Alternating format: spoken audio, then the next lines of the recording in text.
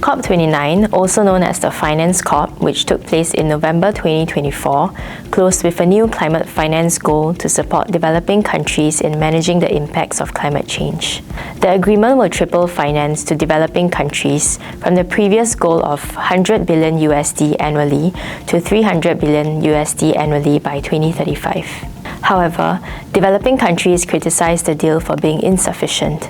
Nonetheless, there are plans to scale up climate finance to developing countries from both public and private sources to at least $1.3 trillion annually by 2035. As the quality of finance is also an important factor, it is encouraging to see that COP29 acknowledged the need for public and grant-based resources, as well as highly concessional finance for developing countries.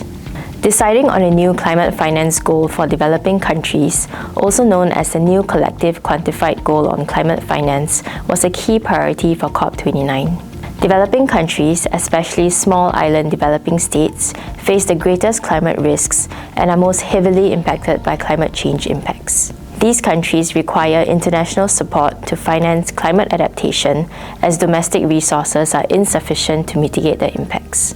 The NCQG is a key element of the Paris Agreement adopted in 2015 that sets a new financial target to support developing countries in their climate actions for the post-2025 period. This replaces the previous goal set in 2009, where developed countries committed to mobilizing $100 billion per year by 2020 through to 2025 to address the finance needs of developing countries in managing climate change impacts. Developed countries mobilized over $115 billion in climate finance for developing countries in 2022, which exceeded the goal for the first time. In the final hours of extended COP29 negotiations, developed countries agreed to triple the previous commitment of $100 billion annually in climate finance by 2025 to $300 billion annually by 2035. While tripling the previous target of $100 billion annually is a meaningful stride amid complex global circumstances, developing countries expressed disappointment and criticized the deal for being insufficient. Developing countries were instead calling for a quantum ranging from $1 trillion to $1.3 trillion annually to enable conducive climate action. The contentious agreement involves a broader goal to raise $1.3 trillion in climate finance annually by 2035, which will include funding from all public and private sources. The climate finance goal that was agreed upon can be achieved through various sources of funding, including finance mobilized by multilateral development banks and contributions from other countries. The NCQG text keeps the onus on developed countries to mobilize climate finance, while encouraging developing countries to make contributions on a voluntary basis. The contributor base comprises developed countries, including the US and European nations, based on the definitions of developed and developing countries that originated in 1992 by the UN Framework Convention on Climate Change. Countries that are defined as developing countries but have undergone rapid economic growth since 1992, including China, are facing international pressure to join the contributor base. Some countries have made voluntary contributions to climate finance in recent years, with new initiatives announced at COP29. For example, Singapore has pledged to commit up to $500 million in concessional funding to support the Financing Asia's Transition Partnership initiative launched by the MAS. It is a blended finance initiative that aims to raise up to $5 billion to finance projects that support Asia's green and transition financing needs by bringing together international public, private, and philanthropic partners.